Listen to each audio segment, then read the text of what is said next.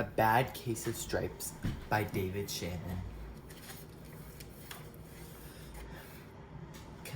Camellia Cream loved lima beans, but she never ate them.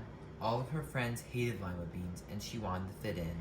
Camilla was worried about what other people thought of her. Today she was fretting even more than usual. It was the first day of school, and she couldn't decide what to wear. There were so many people to impress. She tried on 42 outfits, but none of them seemed quite right. She put on a pretty red dress and looked into the mirror. Then she screamed.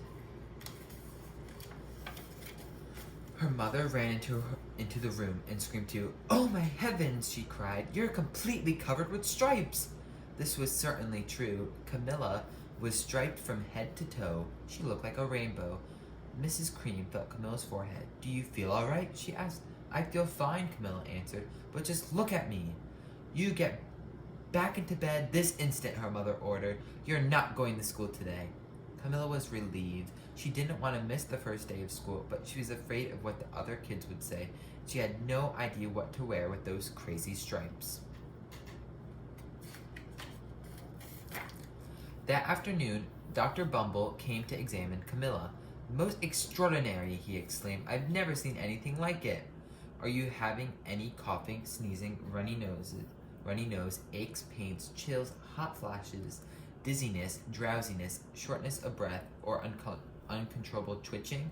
"No," Camilla told him. "I feel fine." "Well then," Dr. Bumble said, turning to Mrs. Cream, "I don't see any reason why she shouldn't go to school tomorrow. Here's some ointment that should help clear up those stripes in a few days.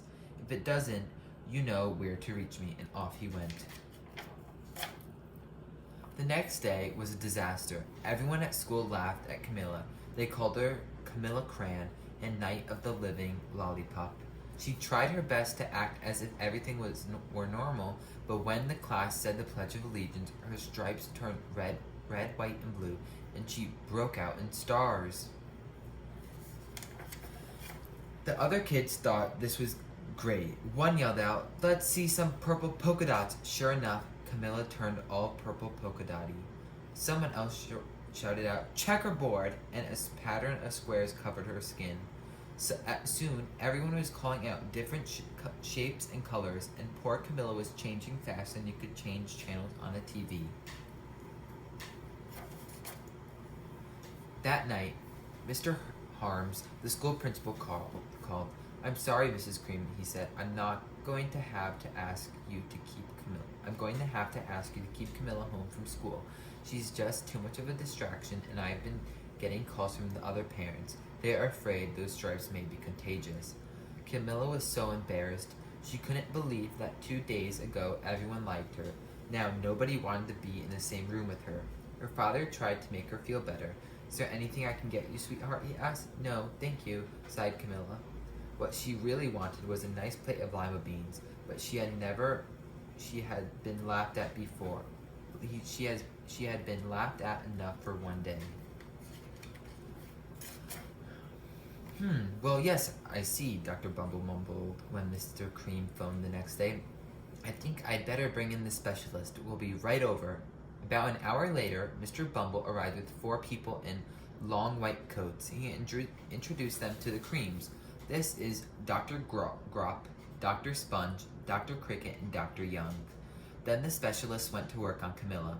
They squeezed and jabbed and tapped and tested. It was very uncomfortable. "Well, it's not the mumps," concluded Dr. Grop. "Or the measles," said Dr. Sponge. "Definitely not chicken pox," put in Dr. Cricket. "Or sunburn," said Dr. Young. "Try these," said the specialist. They handed her a bottle filled with different colored pills. Take one of each before bed," said Dr. Grop. Then they filed out the front door, followed by Dr. Bumble. That night, Camilla took her medicine. It was awful. When she woke up the next morning, she did feel different, but when she got dressed, her clothes didn't fit. She looked in the mirror, and there, staring back at her, was a giant multicolored pill with her face on it. Dr. Bumble rushed over as soon as Mrs. Cream called. But this time, instead of the specialists, he brought the experts. Dr. Gord and Mr. Mellon were the finest specialist scientific minds in the land. Once again, Camilla had poked and prodded, looked at and listened to. The experts wrote down lots of numbers, then they huddled together and whispered. Dr. Gord finally said, "It might be a virus," he announced with authority. Suddenly, fuzzy little virus balls appeared all over Camilla. "Possibly some form of bacteria," said Mr. Mellon. Out popped squiggly little bacteria tails. "Or it could be a fungus," added Dr. Gord. Instantly, Camilla was covered with different colored fungi blotches. The experts looked at Camilla, then looked at each other. "We need to go over these numbers again back at the lab," Dr. Gord explained. "We'll call you when we know something." But the experts didn't have a clue, much less a cure. By now, the TV news had found out about Camilla. Reporters from every channel were outside her house telling the story of the bizarre case of the incredible changing kid. Soon a huge crowd was camped out on the front lawn.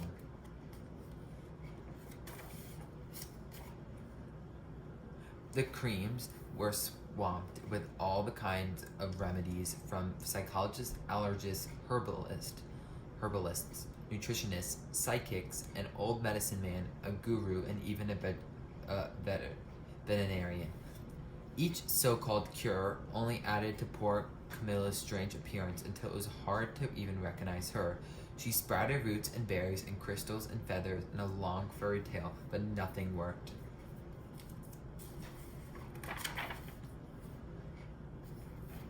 One day, a woman who called herself an environmental therapist claimed she could cure Camilla. "Close your eyes," she said. "Breathe deeply and become one with your room." "I wish you had not said that," Camilla groaned. Slowly, she started to melt into the walls of her room. Her bed became her mouth. Her nose was the dresser, and two paintings were her eyes. The therapist screamed and ran from the house. "What are we going to do?" cried Mrs. Cream. "It just keeps getting worse and worse," she began to sob. At that moment, Mr. Cream heard a quiet little knock at the front door. He opened it. There stood an old woman who was just as plump and sweet as a strawberry. "Excuse me," she said brightly, "but I think I can help." She went into Camilla's room and looked around. "My goodness," she said with a shake of her head. "What have we here? A bad case of stripes? One of the worst I've ever seen." She pulled a container of small green beans from her bag. "Here," she said. "These might do the trick." "Are those beans?" asked Mrs. Cream. "Oh, my, no," cried the kind old woman. "There's no such thing. These are just plain old lima beans. I bet you'd like some, wouldn't you?" she asked Camilla. Camilla wanted a big, heaping plateful of lima beans more than anything Camilla wanted a big, heaping plateful of lima beans more than just anything about now. But she was still afraid to admit it. "Yuck," she said. "No one likes lima beans, especially me." "Oh dear," the old woman said sadly. "I guess I was wrong about you." She put the beans back into her bag and started toward the door. Camilla watched the old woman walk away. Those beans would taste so good, and being laughed at for eating them was nothing compared to what she had been through. She finally couldn't stand it. "Wait," she cried. "The truth is, I really love lima beans." "I thought so," the old woman said with a smile. She took a handful of beans and popped them into Camilla's mouth.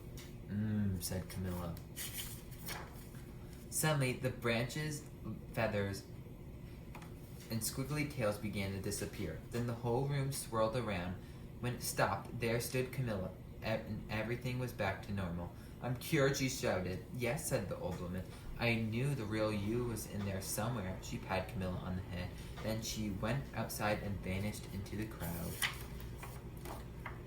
Afterward, Camilla wasn't quite the same. Some of the kids at school said she was weird, but she didn't care a bit. She ate all the lima beans she ever wanted, and she never had a touch of the stripes again.